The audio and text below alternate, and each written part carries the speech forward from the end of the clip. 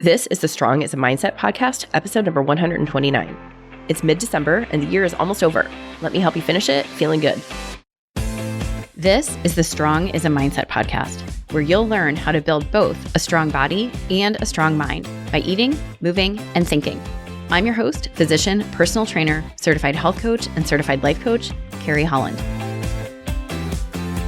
Hey, how are you? What's new? What's good? So, what's good here? It is nearly the middle of December.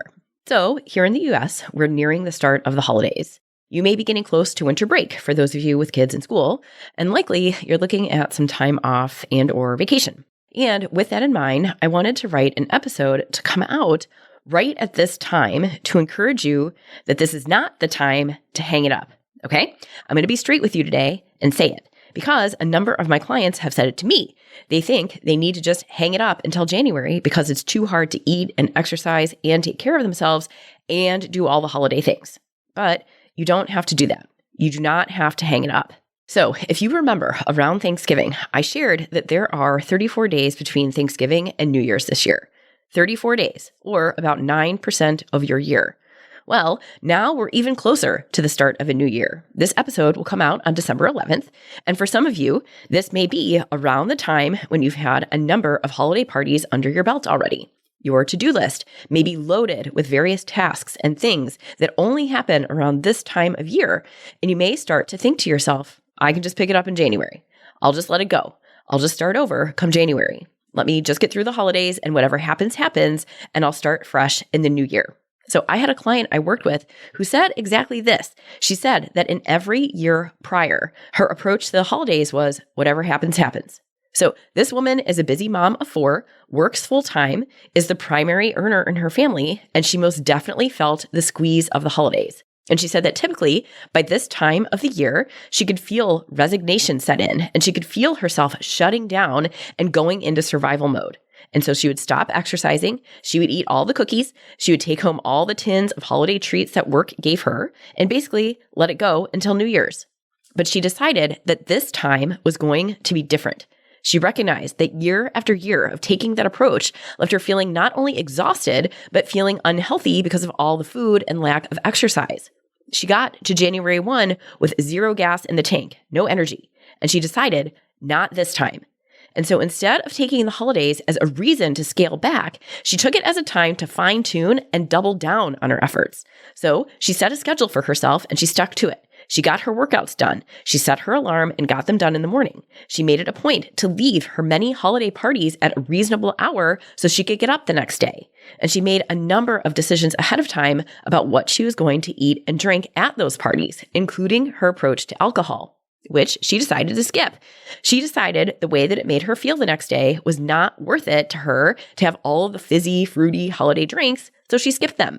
She made decisions about what kinds of food she would have at these parties. She looked at the menus ahead of time. She didn't starve herself all day in anticipation of those parties. She walked into her events prepared.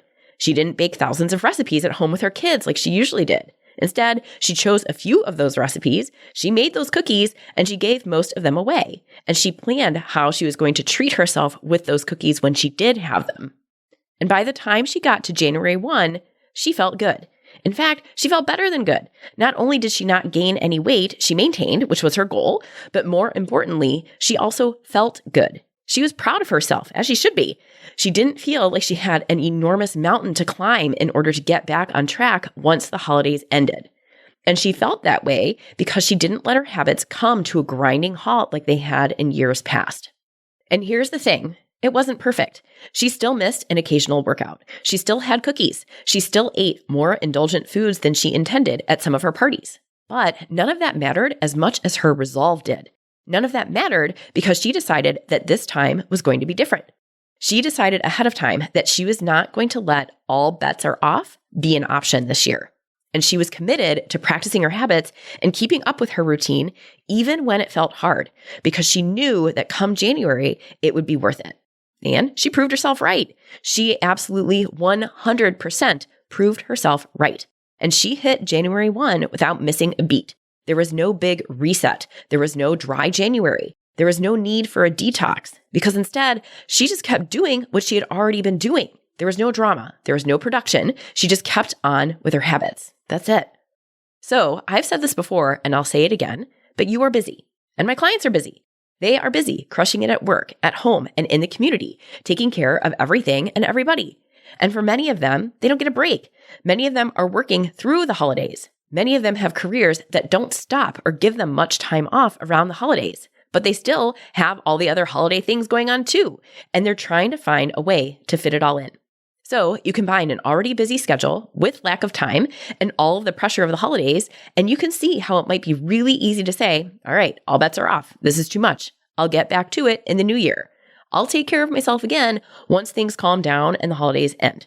But I want this podcast episode to be your antidote to that. If you are feeling resigned, or if you are feeling the pull to give up and leave the rest of your year to chance, I've got some other ideas for you. My goal is that this episode serves as your call to action to snap out of it, own your life, and own the days that you've got left between now and the new year. Because you can still take care of yourself between now and January 1. In fact, you can accomplish a lot between now and New Year's, okay? So let's bust this myth. The holidays do not mean you have to let go of your goals. The end of the year is not an invitation to press pause on your habits and resume in the new year. You can still eat, move, and think in a way that is supportive and empowering so that you finish the year out as strong as you started it. All right, so let's go. So first, let's talk about the all bets are off mentality that affects so many people at this time of year. I want to break this down for you and get really clear on how taking this approach could really hurt you.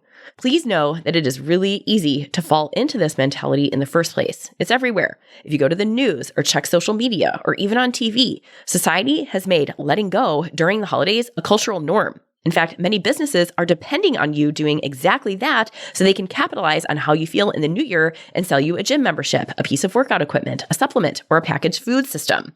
They are hoping that you let it all go so that you turn around and need what they have come January 1.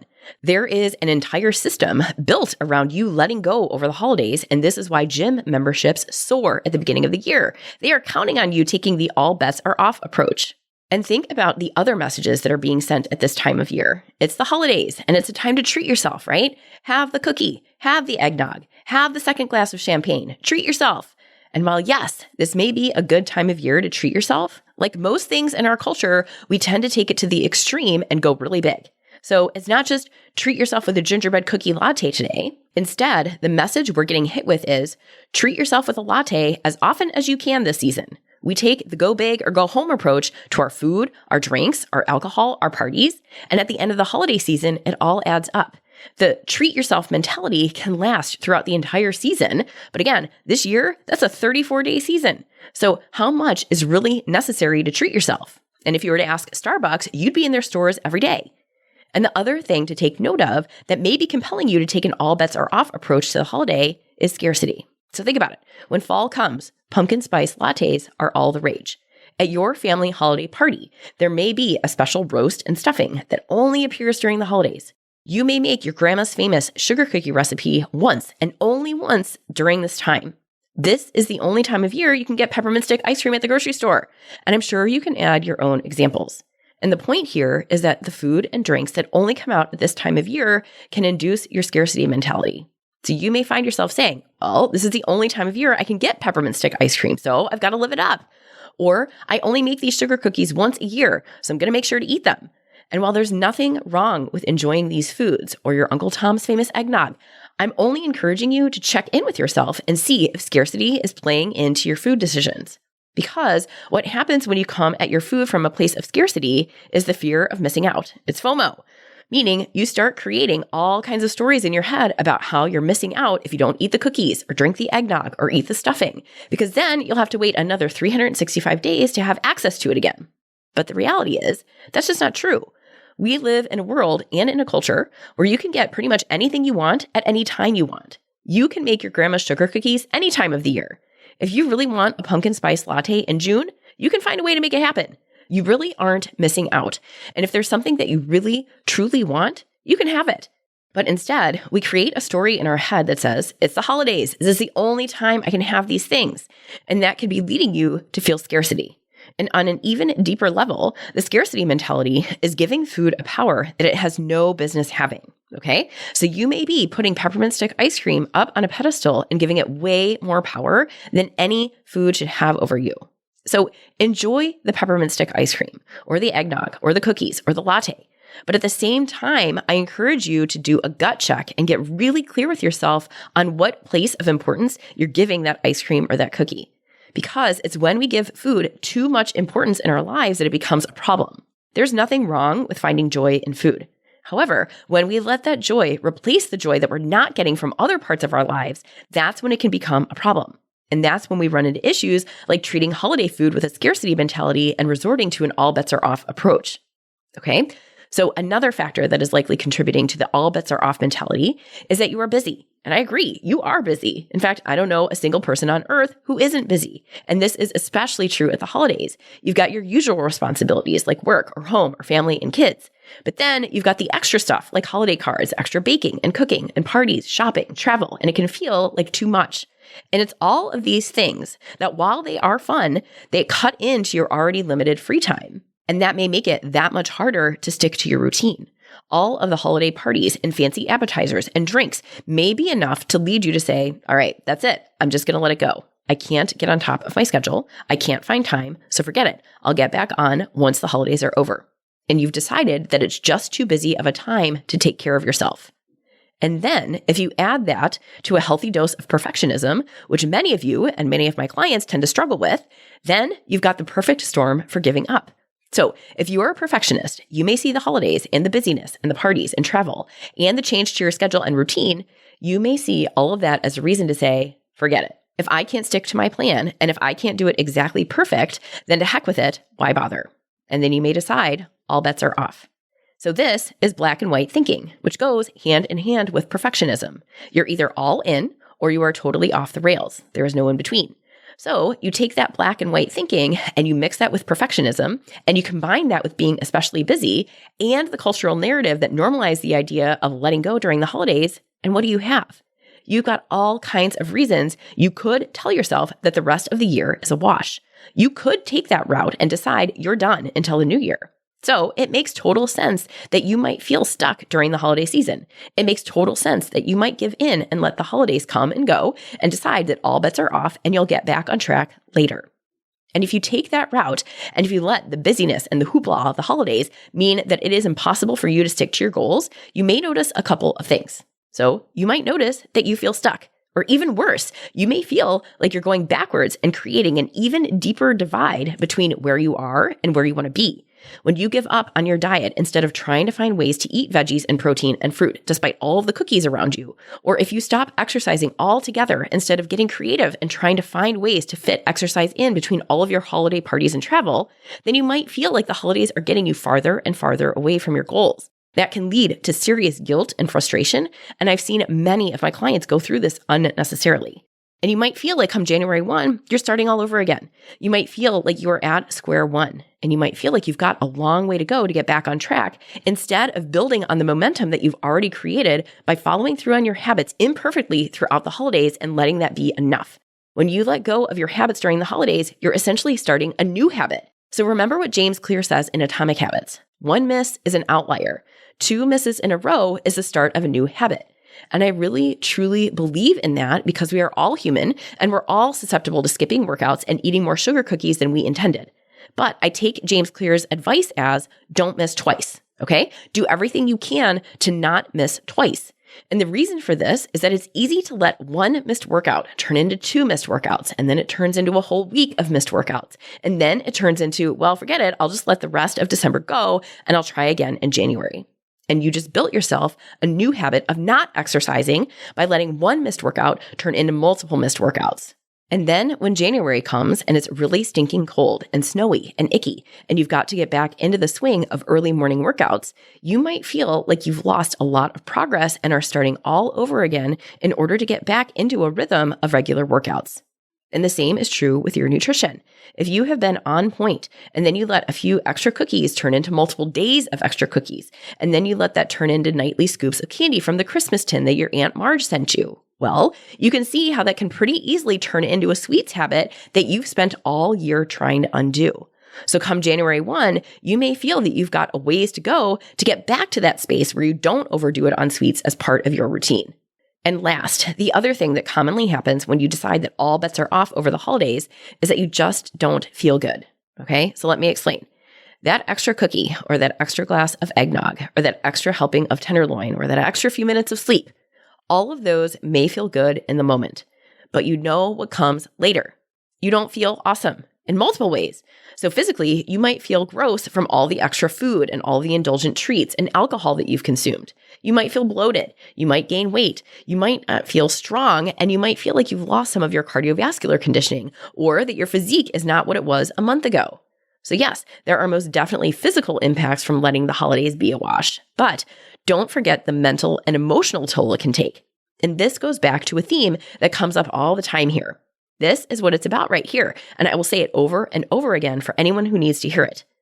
When you take care of yourself, everyone around you wins, including you, okay? When you take care of yourself, everyone around you wins, especially you. And this is especially true during the holidays. So many of the women I work with, they start working with me because they are spent. These women have spent years or even decades taking care of everything and everybody, and it's been at the expense of their own physical and emotional well-being. And we work to correct that. So we put a lot of time and effort into making her more of a priority in her own life. And when that starts to backslide, she feels it. She feels tired physically and mentally. She feels irritated. She feels stressed. She doesn't have as much energy as usual. She may even feel resentful towards work, friends, or family. And the holidays become more of a slog than something to enjoy. It's no good. And if you've ever been there, you know exactly what I'm talking about. I call it getting twitchy. You feel the twitch of needing to take care of yourself, but you're not doing it. And the longer you let it go, the more twitchy you get. When you've had a taste of what it feels like to take care of yourself, you know that it feels good and you don't want to let that go. So if the holidays come and you feel yourself starting to slip away from those habits, you will feel it. So I call it twitchy. You may describe it another way. And however you describe it, it doesn't feel good. And it may ultimately impact your attitude towards the holidays. So I can remember in my first year of coaching, one of my very first clients shared with me how she couldn't wait for the holidays to be over because she always ended the year feeling tired, stressed, and bloated. She said the words, "I always feel like I need a detox." And so we worked really, really hard to change that. Leading up to the holidays, she had put so many great systems in place. She was getting up early for morning weight training before going to the office. She was doing meal prep on the weekends. She was prioritizing protein. She cut out a ton of ultra-processed foods from her diet. She cut back on alcohol. So she had loads of really positive habits that she put in place. And then we challenged the idea that she had to end the year like she had ended every other year in recent memory. We challenged the idea that the holidays had to be something to hurry up and get through so she could get back to her regularly scheduled program. And we talked through all the potential obstacles, like the parties and the cookies and her very large Italian family pushing food on her and how she would respond and how she could establish boundaries and still get decent sleep to get up for early workouts. And all the while we did this with two goals in mind. One, keep her habits alive and keep up with routines as much as possible during the holidays so that she didn't feel like she was losing progress or momentum. And two, actually enjoy the holidays instead of wanting them to hurry up and be over already. And that is what she did. She got to New Year's still exercising, even if she missed a few workouts for travel. She started the new year after having fun at a New Year's Eve party, but she wasn't hungover from too much champagne. She wasn't bloated from loads of food. She made some decisions in advance of the holidays and she practiced following through on them. That's it. And she changed her default and decided all bets are not off for her. So as I'm thinking about this client and as I'm thinking about many of the challenges other clients have run into around the holidays, I want to bust up some of the myths that might be keeping you stuck and leading you to adopt an all bets are off approach. So first is the myth that the holidays are incompatible with self-discipline. And again, this may go back to some of the messages that we are being fed about the holidays through social media, pop culture, your family, your friends, or all of the above. You may have the belief that this is just the time of year when everything goes off the rails. And that belief may be locked in because that has been your approach for years or even decades. So let me spell this out for you. If you have made the decision that holidays mean practicing any sort of self-discipline around exercise, food, or alcohol is out the window, what does that create for you? What happens when you decide that the holidays mean you can't have discipline? Well, it's like anything else. If you decide that the holidays are incompatible with discipline, then that is the reality you're going to create. And it's going to be really easy for you to say yes when someone offers you a peppermint stick mocha and a Christmas cookie. It's going to be really easy for you to not bother finding ways to exercise while you stay with your sister. It will be really easy to overdrink and have one too many glasses of eggnog or champagne. Because if you decide that the holidays mean discipline is out, then that is the reality you will have. And you're probably not going to feel super awesome by New Year's Day. And I would just point out that it doesn't have to go that way. You can make a different decision this year. You can decide that it is possible to make decisions in advance and practice following through on them. And you can decide that you're going to arrive at January 1 feeling proud of yourself. You do not have to cave in, and you do not have to do what you've always done and accept that holidays mean that discipline goes out the window. No. So that is the approach I take. Our house often gets filled with loads of different Christmas cookies, and there's often Christmas gift baskets and tins and snack mixes that get sent to us. So if you go into our pantry at this time of year, you will find all kinds of holiday treats that you wouldn't see at any other time of year. And with that, if I want to treat myself, I make a very conscious decision about what and how much of a treat I'm going to have. And then I'm done with it, and I practice following through. I don't stress myself out about all the food in the pantry, and instead I decide, this is what I'm going to have, and this is how much, and then I'm going to have it and be done with it, and I'm going to get on with my life. I don't make a handful of mixed nuts from a Christmas tin mean anything. I also don't let a serving of holiday nuts turn into 2, into 3, into a food bender. I don't let a handful of nuts be a reason to keep eating more handfuls of nuts. I don't tell myself that discipline is out the window because there's a tin of nuts in my pantry. Instead, I stay calm, I have the nuts or the Christmas cookie, and then I get on with my day. And I prove to myself that the holidays and the food in my pantry don't mean discipline is done. And I succeed at this because I make that decision and I use that as my filter. My filter is I can have discipline and treat myself without going off the rails, even during the holidays. So I make that decision and then I practice following through. I keep the drama out of it because holidays and discipline are not mutually exclusive. Okay? All right. Another myth I want to bust that surfaces often at the end of the year is this. You might be telling yourself, I deserve a break at the holidays. And while yes, I most certainly want you to take a break over the holidays and regroup and recharge and do whatever you need to do to come back in 2025 feeling energized, I'm going to guess that eating your weight in gingerbread men is not going to do that. Or letting your exercise come to a grinding halt, also not going to do it. Letting go of all your habits, that is not the kind of break that is going to energize you for the new year. So while yes, I do think most everyone could handle a break at this time of year, I want to clarify what I do and what I don't mean when I say that. No one is inherently entitled to eat whatever they want, whenever they want, without gaining weight, no matter who you are and no matter what time of year it is. So if you justify your food decisions by declaring that you need a break and anything goes over the holidays, then I would be prepared to feel it come January 1. And I don't just mean the scale. Think about how you feel after weeks of eating super rich foods, drinking alcohol, and not moving your body. How does that feel? What do you feel like in your body? So I don't know about you, but I feel gross. And that is not how I want to feel to end my year. And so while yes, I want a break, I don't want an extended break from my habits, and I don't want a food bender. And part of that stems from this concept. So for those of you who have worked really hard to put routines in place, like exercising consistently and eating healthy, that may be part of your self-care routine. So eating well and exercising are the clues that tell you you're taking care of yourself. And during what is considered the busiest time of year, you may crave those routines to keep you grounded and keep you calm and peaceful during the holiday. So the last thing you want to do is give yourself an extended break from those routines. Because sometimes sticking to your routines and keeping up with your exercise and healthy eating is one of the best forms of self-care you can give yourself, especially during the holidays. So, while yes, you can take a break, be real with yourself and clarify what that means. A break does not necessarily mean that everything stops. A break does not mean you revert to all of your old habits. A break does not have to mean that you give up all of your current routines. Okay? All right. And then the last myth I want to bust up is the myth that there is no point in sticking with any habits or routine until January. So this is taking the whatever or why bother approach. And this is the defeatist, throw your hands in the air approach that essentially discounts any small progress that you make between now and the new year. But if you've hung around with me at all, you know what I'm going to say.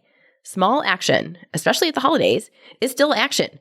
In fact, you can take the small descriptor out of it. Small action is better than no action at all. And small action, when done repeatedly, adds up to big change. Okay? So this is putting in your reps. So you keep showing up every day during the holidays and take the attitude of, okay, I'm here. This is what's in front of me. This is what's going on today. This is the party I have. This is what's sitting in the break room at work. This is my schedule. How can I come out feeling good here? How can I come out on top? And then you work the process backwards. You make decisions that align with your goal of feeling good. And if you mess up and eat a ton of pizza when you meant to have none, fine. You make the next decision in front of you be one that you're proud of. So remember, each decision you make about your diet and exercise is independent of the one before it. So even if you ate your weight in pizza during your work holiday party, that does not mean you have to eat a piece of Christmas cake as big as your face to go with it. The decision you made to have the pizza does not mean you are stuck eating cake next. You can decide to skip it. Or just because you slept in and missed your morning boot camp after a late night, that doesn't mean you skip your workouts for the rest of the week. You have the next morning to get up and go get your workout in. No one decision should determine the next decision in front of you, okay? Make each decision independent of the one before it. And most important, remember that it all adds up, okay? Maybe it doesn't feel like much to skip cupcakes after eating loads of pizza.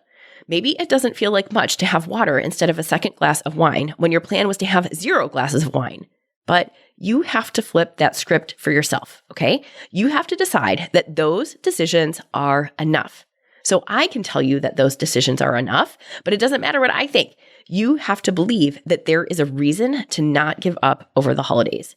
You have to believe that the small decisions you make, like putting down a half-consumed cup of eggnog instead of finishing it, you have to believe that it's enough. Prove it to yourself. Okay? Let all of those small decisions add up and you will arrive at the new year with momentum. Okay? So with all of that said, I want you to walk away from today knowing you can do this. Okay? This does not have to be another year of overindulging and overeating and overdrinking until you hit the new year only to need a cleanse. Okay? All bets are not off at the end of the year. And there are plenty of things that you can do to stay on track, even if your life is busy and you find yourself off your routine. So, of course, treat yourself. But that does not mean treat yourself day in and day out until you flip the calendar. Okay? Have a plan for yourself. Make decisions in advance about how and when and how often you are going to indulge over the holidays and practice following through. All you are doing is practicing moderation here. You're practicing having a treat without it turning into a downward spiral.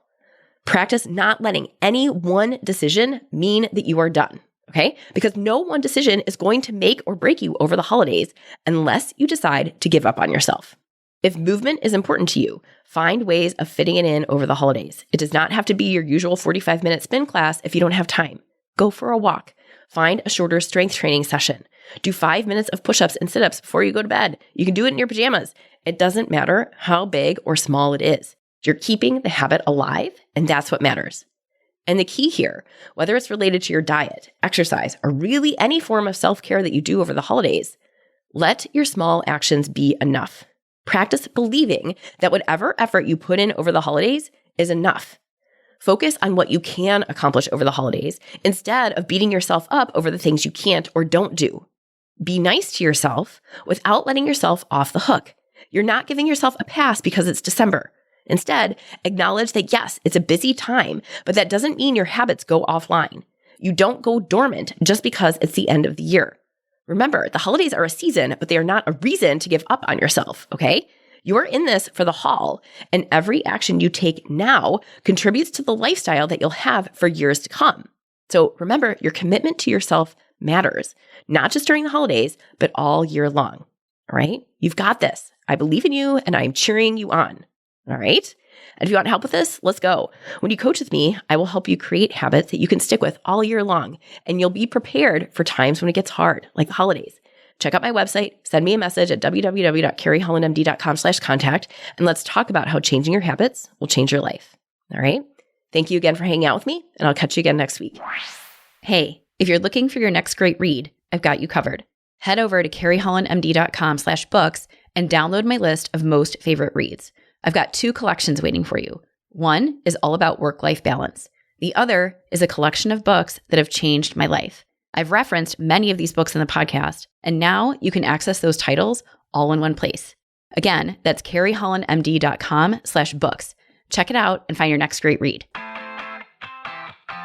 Thank you for listening to the Strong is a Mindset podcast. If you want to learn more about how to build both a strong mind and a strong body by eating, moving, and most importantly, thinking, check out carriehollandmd.com.